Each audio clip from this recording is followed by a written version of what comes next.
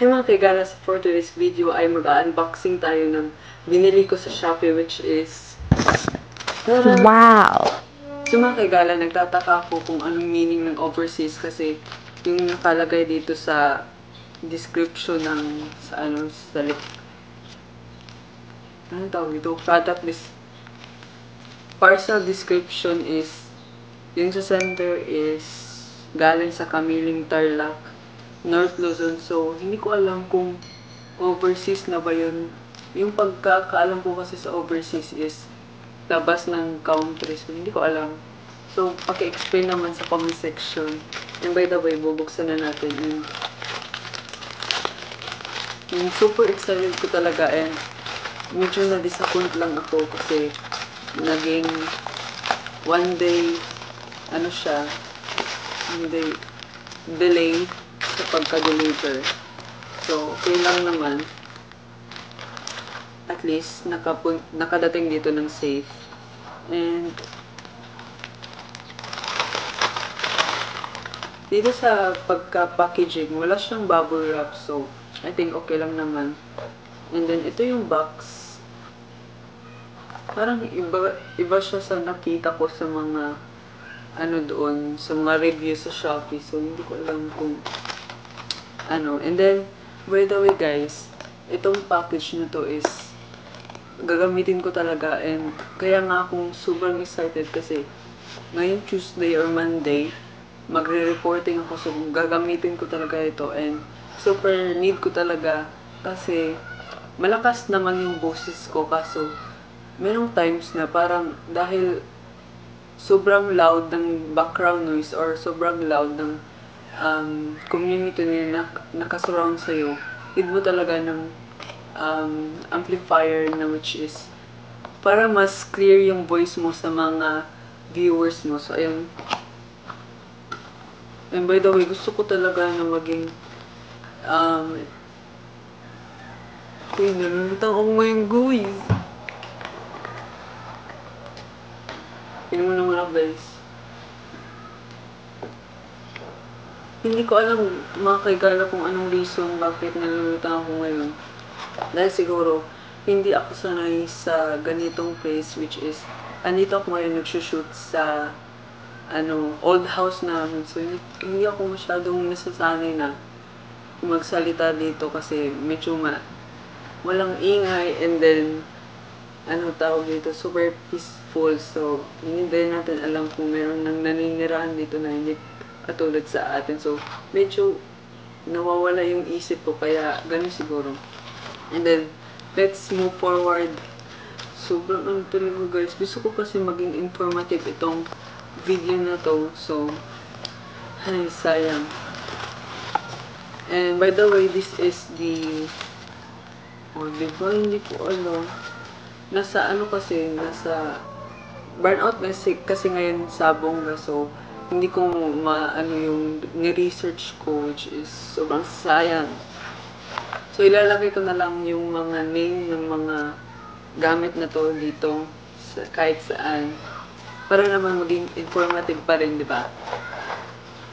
Ayun. Hindi ko alam kung ano to. Meron siyang triangle. Certificate. Sige lang.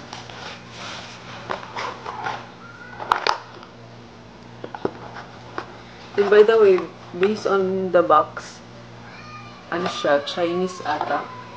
So mga kaigala, dahil na-curious ako kung anong nakasulat sa box, so, ni-translate ko siya Chinese to English.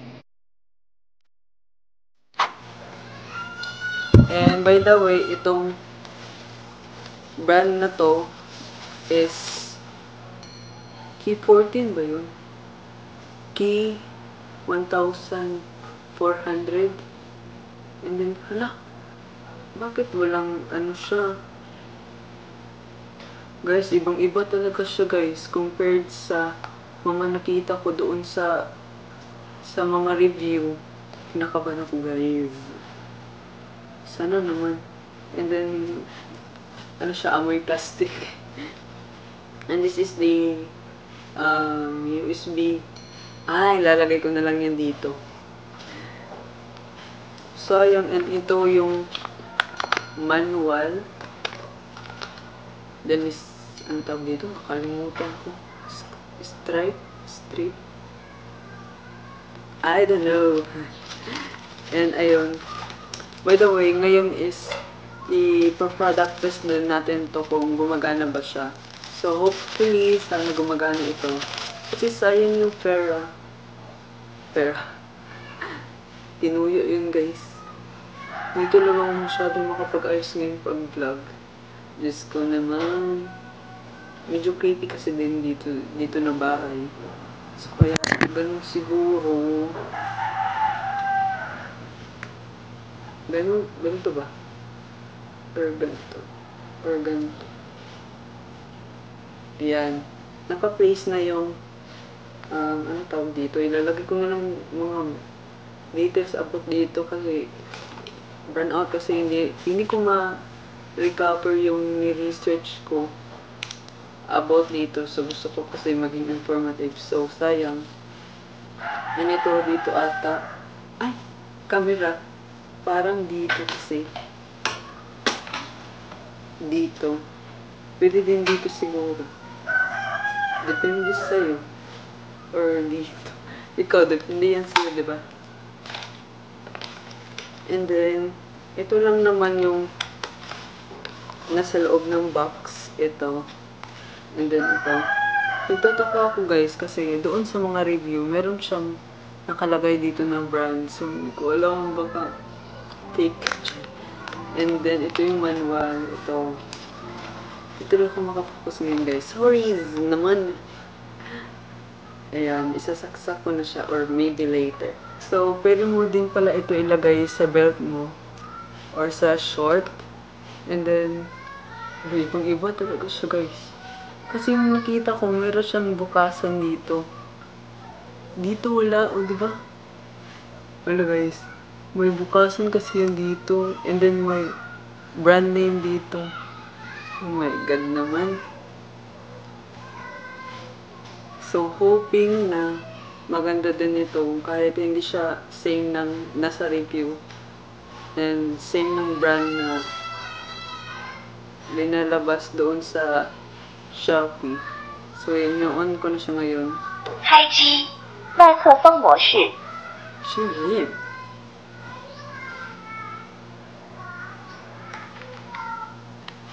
So, isasaksak ko na siya ngayon.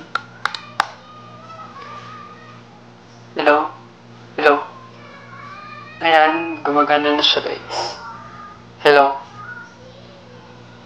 Hello? Hello? Hello? Hello? Hello? Hello? Ina-analyze ko siya, guys. Kung gaano siya kalakas.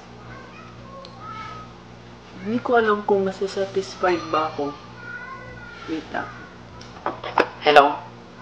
Mic test.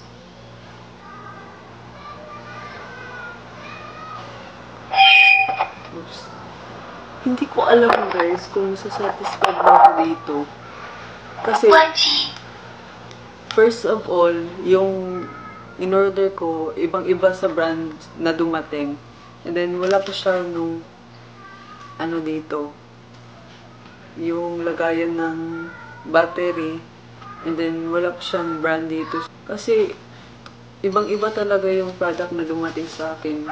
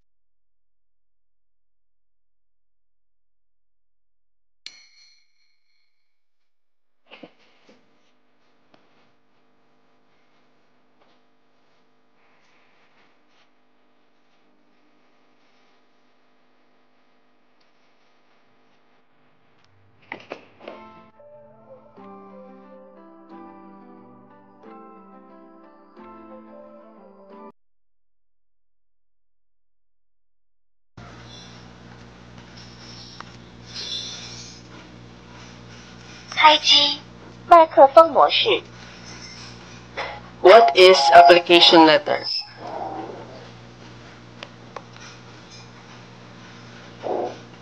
An application letter, also known as a cover letter, is a document.